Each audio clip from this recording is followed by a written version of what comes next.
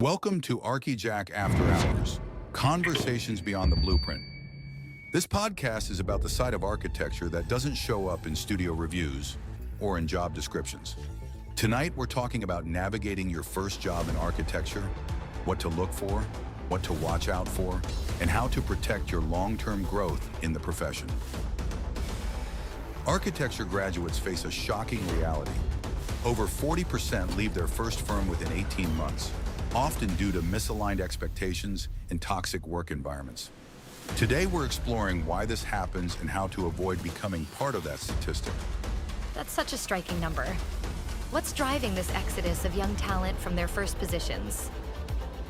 Well, from what I've observed across multiple firms, there's often a massive disconnect between what graduates expect and what they actually experience. Let me share something interesting. Firms that have structured mentorship programs see retention rates 3 times higher than those without.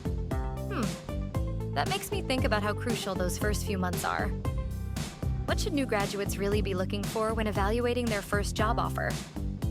You know, it's fascinating because most focus solely on salary, but the data shows that career growth potential is actually the strongest predictor of job satisfaction. For instance, firms that actively support AXP hours and licensing have an 85% retention rate for junior architects. That's exactly what we need to discuss. How do you identify firms that genuinely support professional development versus those that just talk about it? Well, here's a practical tip. During interviews, ask about their track record with licensing. How many of their junior architects became licensed while working there? The industry averages about 3 years from hire to licensure. So if they can't point to recent success stories, that's a strong signal that mentorship and professional growth may not be a real priority at that firm. Oh, that's such a clever way to spot the difference between empty promises and real support. Right, and speaking of support, let's talk about firm culture. Studies show that toxic workplace culture is cited in 76% of exit interviews with junior architects who leave within their first 2 years. Those numbers are staggering. What are the most common red flags people should watch for? The biggest one is normalized overtime. Firms where staff regularly work more than 50 hours per week show a 65% higher turnover rate. But there's also something interesting about project exposure. You mean how some firms keep new architects stuck doing the same basic tasks? Exactly. Research shows that architects who get exposed to multiple project phases in their first year are twice as likely to stay with their firm long term. But here's what's really fascinating. Firms that include junior staff in client meetings see a 40% increase in project efficiency. That's interesting because it challenges the old notion that junior architects should be kept in the background until they're ready. And you know what's even more compelling? Firms that adopt this inclusive approach report higher client satisfaction scores, suggesting that fresh perspectives actually enhance project outcomes. So what about compensation? I know that's always a delicate topic for new graduates. Well, here's some hard data. The average entry-level architectural salary in major metros is $52,000. But firms offering comprehensive mentorship programs and clear advancement paths typically pay about 15% less initially. That presents quite a dilemma for new graduates trying to balance immediate financial needs with long-term career development. It does, but here's something crucial to consider. Architects who prioritize learning opportunities over initial salary typically reach higher compensation levels within 5 years. The difference can be as much as 30% higher earnings by year 6. That really puts things in perspective.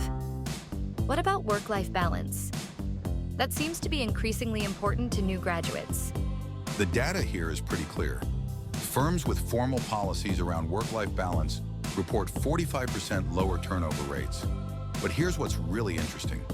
They also show 25% higher productivity per billable hour.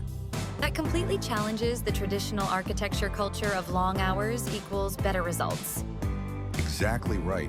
And speaking of challenging traditions, let's talk about how technology is changing expectations for junior architects.